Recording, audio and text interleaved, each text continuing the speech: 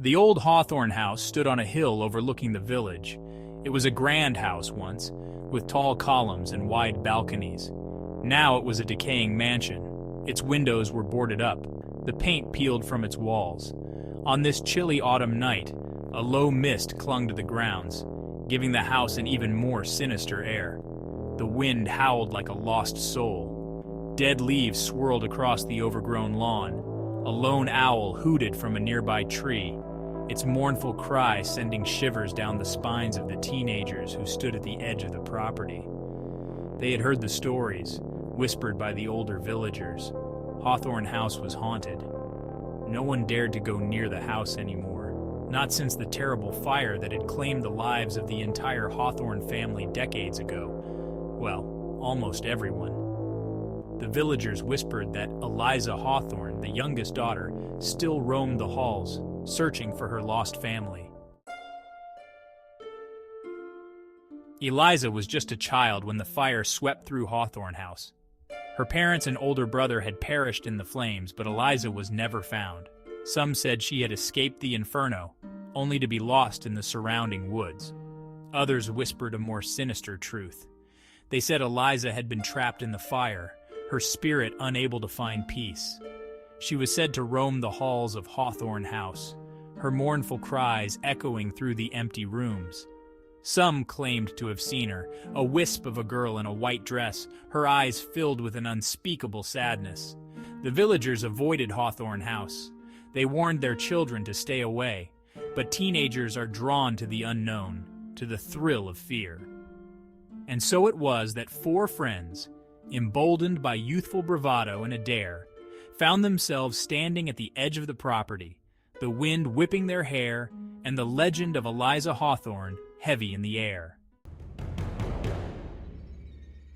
I dare you. Don't be stupid, Mark. Come on, Sarah, don't be scared. Lily, the quietest of the group, said nothing. She just stared at the imposing house, her eyes wide with apprehension. She had a bad feeling about this.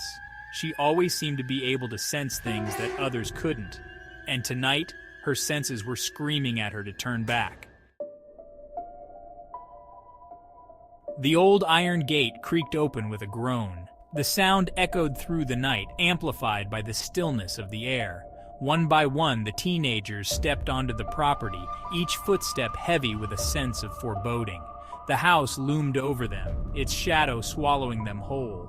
The front door, unlocked and hanging precariously from one hinge, creaked open as if inviting them in.